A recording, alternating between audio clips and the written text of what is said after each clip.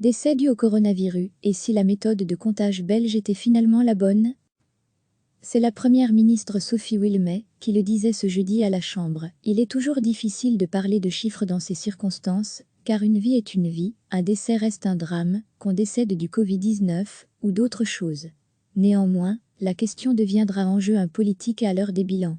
Et elle pose déjà une question scientifique à nos experts. Comme l'a fait le soir avec les Pays-Bas, et comme l'explique l'épidémiologiste de l'ULB Marius Gilbert sur Twitter, il faut jeter à l'excédent de mortalité. Parmi les statistiques de santé publique classiques, il y a les décès quotidiens, répertoriés grâce aux attestations de décès, un document légal, obligatoire, qui accompagne le défunt. Et ainsi, ici, vous pouvez voir le nombre de décès quotidiens entre 2008 et 2018.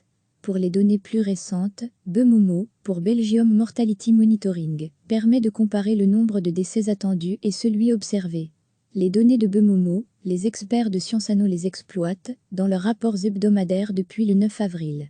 Il faut en effet attendre plusieurs semaines pour que les chiffres de mortalité soient exploitables de façon pertinente.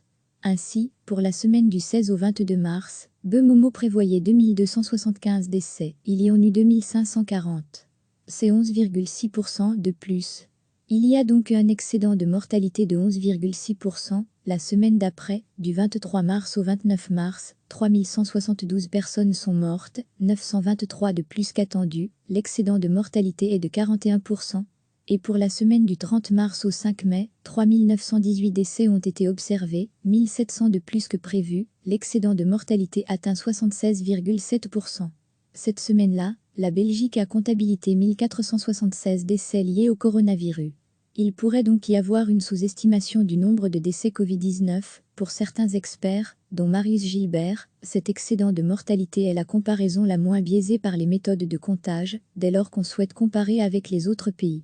Si l'on regarde l'excédent de mortalité sur l'ensemble du mois de mars, toutes causes confondues, la comparaison la moins biaisée par les méthodes de comptage, on voit que nos décès sont comparables à la Hollande et inférieurs au Grand Est et à l'Île-de-France.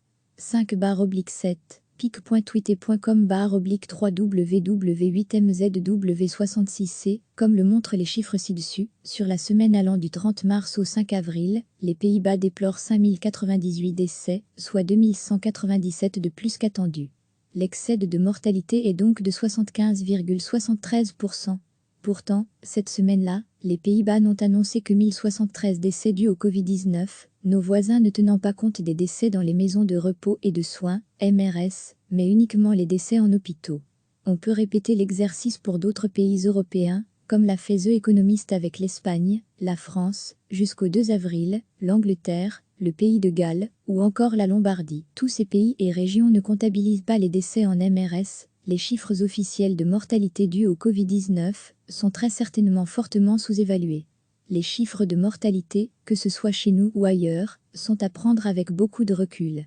Si ce n'est l'Allemagne, qui a mis au point un test dès la mi-janvier, en a produit un maximum, avant que l'épidémie n'arrive, et qui a isolé très rapidement les cas positifs, aucun pays européen ne peut prétendre avoir su résister à ce virus, dont on sait qu'il s'attaque surtout aux personnes les plus âgées. Sur les 5163 décès attribués au Covid-19 en Belgique, au moins 3464 concernent les plus de 65 ans, il y a 1431 décès, dont l'âge n'est pas spécifié, et 268 pour la tranche d'âge 0-64 ans. Il faudra patienter pour pouvoir réellement analyser et comparer l'excédent de mortalité provoqué par le coronavirus. La Belgique fait-elle mieux ou moins bien que les autres pays?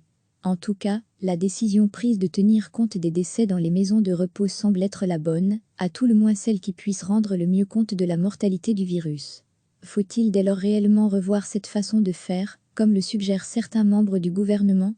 Seule certitude, c'est une certaine catégorie de la population qui paie et continue de payer un lourd tribut au Covid-19. Recevez chaque matin l'essentiel de l'actualité. C'est la première ministre Sophie Wilmès qui le disait ce jeudi à la Chambre. Il est toujours difficile de parler de chiffres dans ces circonstances, car une vie est une vie, un décès reste un drame, qu'on décède du Covid-19 ou d'autres choses. Néanmoins, la question deviendra enjeu un politique à l'heure des bilans. Et elle pose déjà une question scientifique à nos experts. Comme l'a fait le soir avec les Pays-Bas, et comme l'explique l'épidémiologiste de l'ULB Marius Gilbert sur Twitter, il faut jeter à l'excédent de mortalité. Parmi les statistiques de santé publique classiques, il y a les décès quotidiens, répertoriés grâce aux attestations de décès, un document légal, obligatoire, qui accompagne le défunt.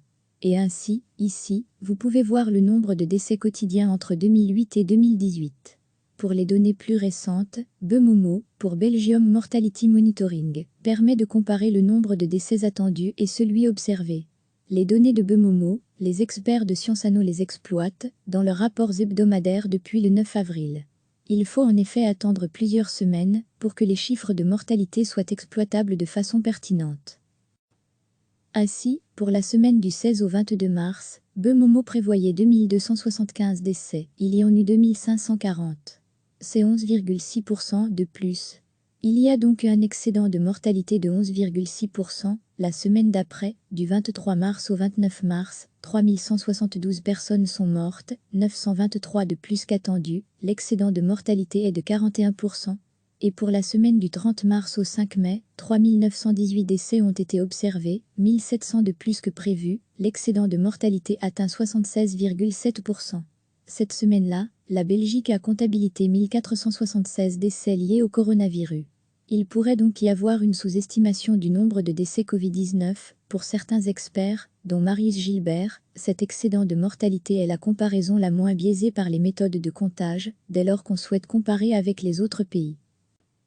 Si l'on regarde l'excédent de mortalité sur l'ensemble du mois de mars, toutes causes confondues, la comparaison la moins biaisée par les méthodes de comptage, on voit que nos décès sont comparables à la Hollande et inférieurs au Grand Est et à l'Île-de-France.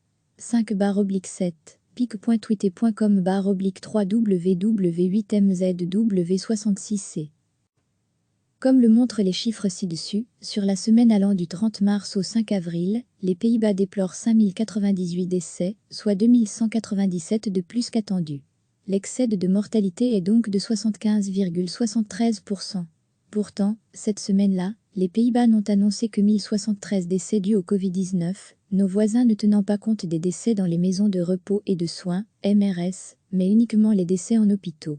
On peut répéter l'exercice pour d'autres pays européens, comme l'a fait The Economist avec l'Espagne, la France, jusqu'au 2 avril, l'Angleterre, le Pays de Galles, ou encore la Lombardie. Tous ces pays et régions ne comptabilisent pas les décès en MRS. Les chiffres officiels de mortalité dus au Covid-19 sont très certainement fortement sous-évalués.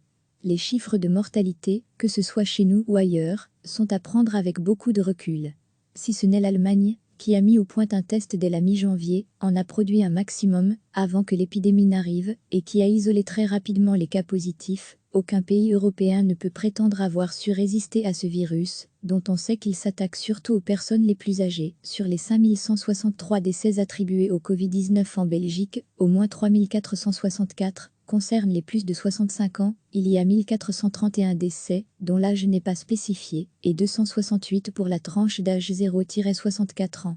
Il faudra patienter pour pouvoir réellement analyser et comparer l'excédent de mortalité provoqué par le coronavirus. La Belgique fait-elle mieux ou moins bien que les autres pays? En tout cas, la décision prise de tenir compte des décès dans les maisons de repos semble être la bonne, à tout le moins celle qui puisse rendre le mieux compte de la mortalité du virus. Faut-il dès lors réellement revoir cette façon de faire, comme le suggèrent certains membres du gouvernement? Seule certitude, c'est une certaine catégorie de la population qui paie et continue de payer un lourd tribut au Covid-19. Cliquez sur s'abonner pour recevoir les dernières nouvelles.